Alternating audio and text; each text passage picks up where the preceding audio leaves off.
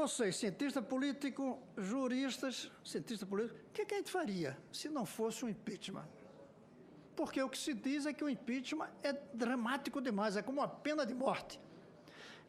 Que alternativa teríamos? Simplesmente esquecer tudo isso aqui e a presidente continuar? Isso basta?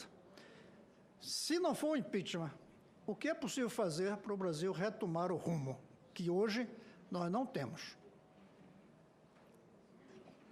Pois não. A minha vai ser bem breve. E a pergunta que Vossa Excelência me fez, nos fez, e por isso eu pedi, porque a minha resposta vai ser muito simples, eu, na realidade, a devolvo a Vossa Excelência e a toda a classe política.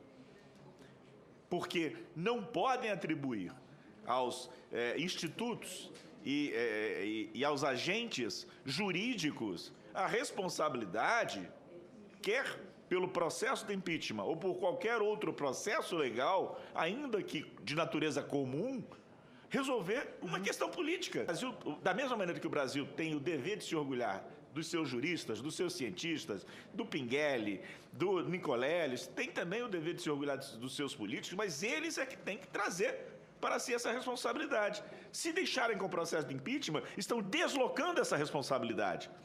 Eu gostaria muito que Vossa Excelência pensasse nisso. Porque, se não há crime de responsabilidade, mas eu sinto que é necessário, respondendo um pouquinho também ao senador Dário, resolver essa situação de qualquer maneira, eu estou deslocando para um procedimento que não é adequado a solução de uma questão política. E esta questão política, Vossa Excelência sabe melhor do que ninguém. Uma questão política na democracia não se resolve com facilidade. Ela se resolve com muita dificuldade e com algum sacrifício de todas as partes.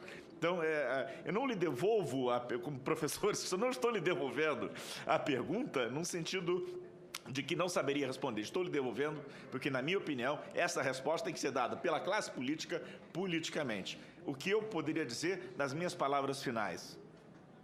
Oposição e situação, nesse momento, elas não devem existir neste juízo político que é o Senado. Oposição e situação devem estar leais à institucionalidade. Não podemos ter medo da reação das pessoas por fazer cumprir a Constituição. Nós não temos o domínio do futuro, senador.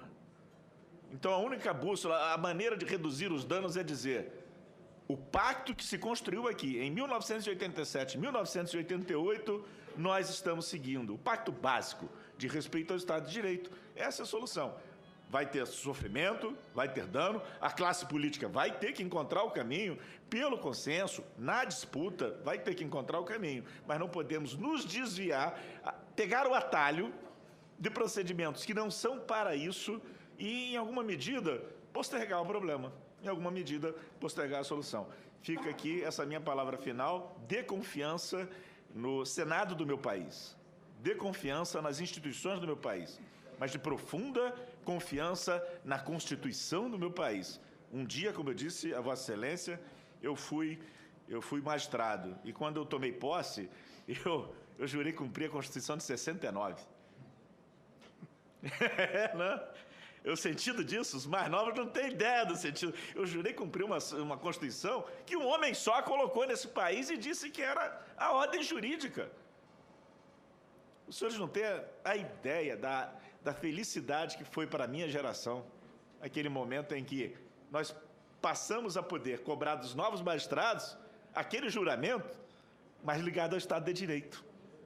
Jurar, cumprir uma Constituição produzida num processo constituinte, democrático, olhando para o futuro, com todas as dificuldades que o Brasil sempre teve e com todas as dificuldades que qualquer sociedade humana sempre terá. Então, essa é a minha mensagem final. Agradeço enormemente a paciência de todos e cumprimento meus colegas de mesa. Agradeço, presidente, pelo convite. Foi uma honra muito grande estar aqui. Muito obrigado. Palavra, professor Ricardo Lodier. Obrigado, presidente.